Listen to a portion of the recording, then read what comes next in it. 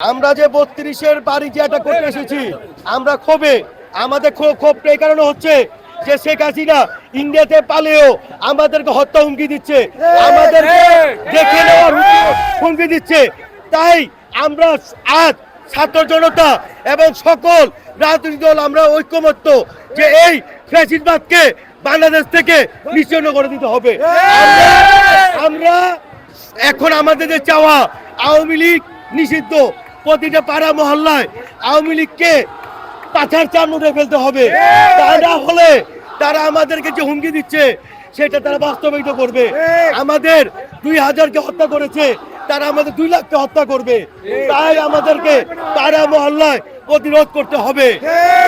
এই বলে আমার সংক্ষিপ্ত আলাপ শেষ করলাম এবং আমরা সবাই ঐক্যবদ্ধ হতে হবে।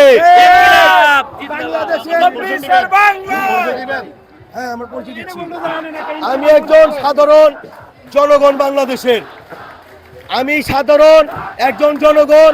আমি দেশকে ভালোবাসি, আমি আমার জীবনের চেয়েও দেশকে ভালোবাসি। কারণ আমি জানি এই যে বক্তব্য দিচ্ছি, এই আওয়ামী লীগ আমাকে হত্যা করার জন্য প্ল্যান করবে।